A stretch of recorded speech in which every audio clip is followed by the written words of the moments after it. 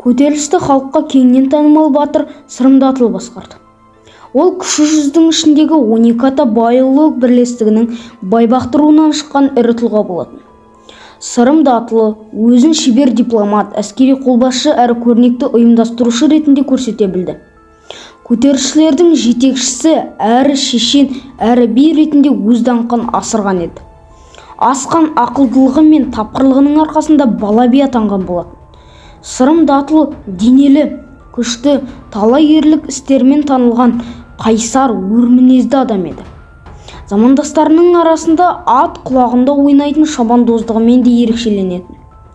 19 ғасырдың екінші жартысында өмір сүрген ағылшын журналисі Больжер былай деп жазды: Сырым батыр жігерлі, терең ойлы, қайратты, батыл, тапқыр, айлалы ерекше тұлға.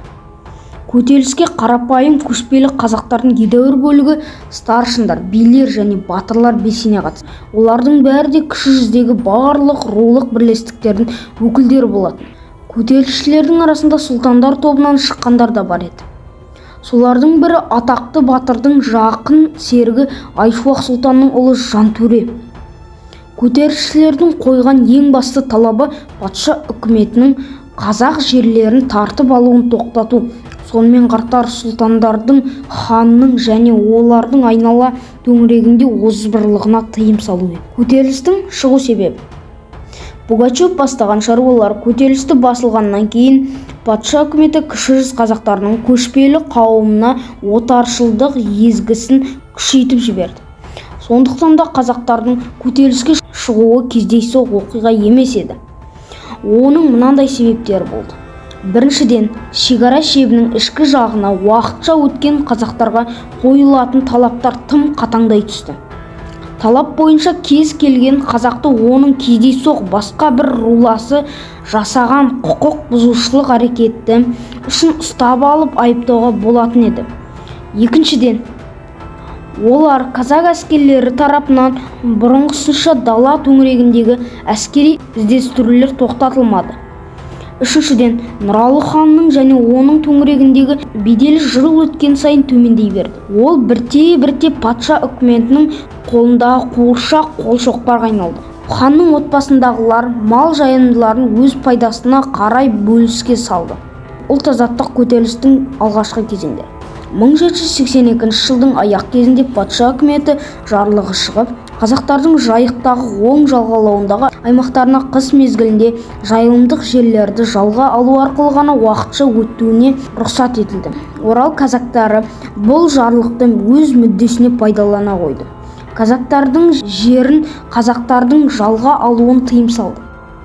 Орал шекара шебіндегі бекіністердің күзеті күшейтілді. Қазақтар аманат беруге тиісті болды.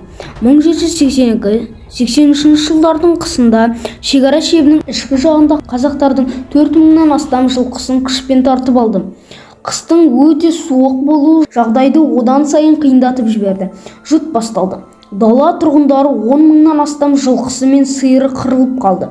Міне осындай қиын қыстау жағдайда кіші жүздің шекара шебіне таяу ауылдарда бұқаралық қозғалыс басталып, ол көп ұзамай азаттық күресіне ұласты. Көтеріліс Елек, Қобда, Ойыл, Жем және Сағыз өзендері алабын қамтыды.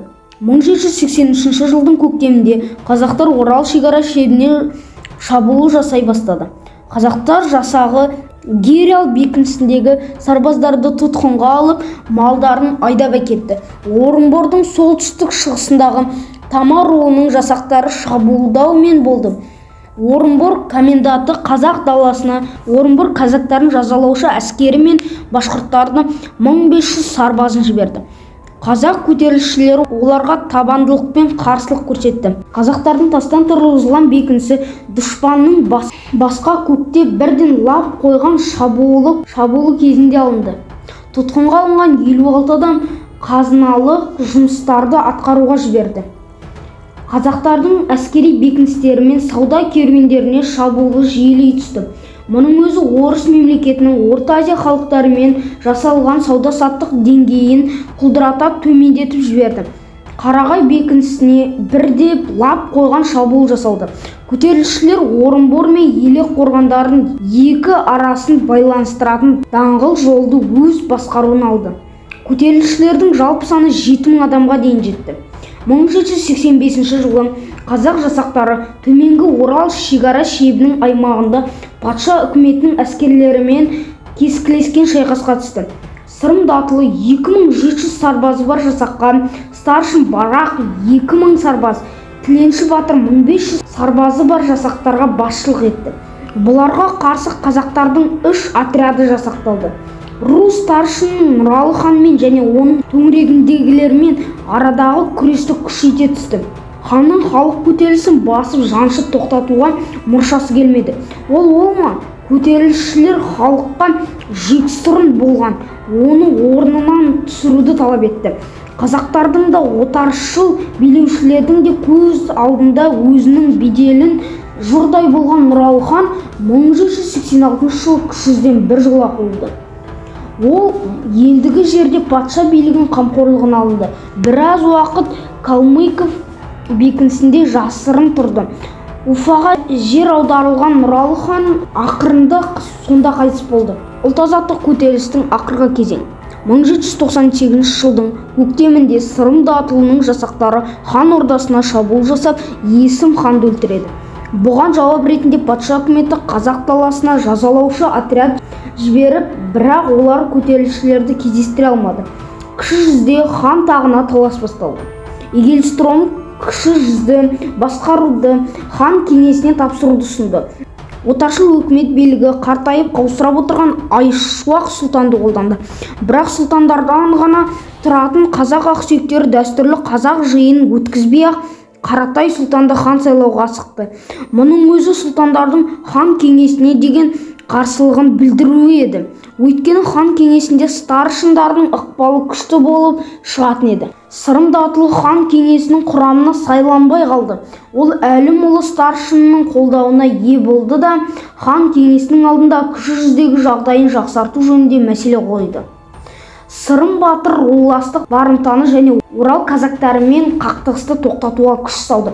1797 жылы Айшуақ сұлтан хан болып сайланады. Оны сұлтандар мен старшындар қолданды. Хан жасы жетіп қартайған адам еді. Ол қазақтар арасында елеулі рөл атқара алған жоқ. Кіші жүздегі сұлтандар мен ру старшындардың өзара татуласуы Сырым датылының өзінің төңірегінде ру старшындарының бұрынғыша топтастыруы сұлтандарға және патша үкіметіне қарсы күресін жалғастыра беру мүмкіндігінен айырды. Сырым батыр Хиуа хандығының аймағына көшуге мәжбүр болды. Халық аузындағы аңыз бен кейбір мәліметтерге қарағанда, Сырым датылы өзінің саяси қарсыластарының қолына қаза тапқан көрінеді. Көтерілістің жеңілу себебі. Көтерілістің жеңілу себептерінің бірі Сырым датылы бірден екі күшке, бір жағынан патша үкіметіне, екінші жағынан сұлтандар мен ханның төңірегіндегі топтарға қарсы күресуі. Көтеріліс жетекшілері көтерілісшілерді тұтасқан берік күшке айналдыра алмады. Көтеріліс стихиялы түрде басталды және ұйымдасқан жағдайда жалғаспады. Адам саны жағынан шығын жасақтар бір-бірінен бөлек жеке соғысуды дұрыс санады. Рулық шиеленісті қақтығыстар да орын алды. Старшындардың едәуір бөлігі тұрақсыздық танытты. Олар іс-қимылдары бір-бірімен өзара келісілмеді. Старшындардың едәуір бөлігі көтеріліске қатысудан бас тартты. Өйткені патша үкіметінің жазалаушы отряды келе қалған жағдайда жайықтың сол жағалауындағы жерлерімізде айырылып қаламыз деп қорқты. Патша үкіметінің Еділ мен Жайық аралығындағы аумақтарға мал жайылымдарын уақытша пайдалануға берген рұқсатты мал жайылымы туралы мәселенің шиеленісін аз да болса бәсеңдеткен еді. Сырым датылы бастаған көтерілістің орасан зор тарихы маңызды болды. Ұлт-азаттық көтеріліс қазақтардың Ресей империясының отаршыл әкімшілігіне ең алғашқы ірі бас көтерудің бірі еді. Сырым батыр қазақ халқының есінде 18 ғасырдың соңғы ширегіндегі көрнекті саяси қайраткерлердің бірі ретінде қалды. Ол өз замандастарының арасында аса зор бедел мен сый құрметке бөленді. Сырым датылы бастаған көтерілістен кейін патша үкіметі бірқатар мәселелер бойынша, соның ішінде ең алдымен Еділ мен Жайық арасындағы мал жайылымдарын пайдалану жөнінде едәуір жеңілдіктер жасауға мәжбүр болды. 1801 жылы Жайық өзенінің оң жағалауында ішкі орда құрылды. Бұл аймақтағы халықтың едәуір мол бөлігі Сырым датылының жақтастары мен жақын туыстары болатын. Батыр бастаған көтеріліске белсене қатысқандар да солар еді.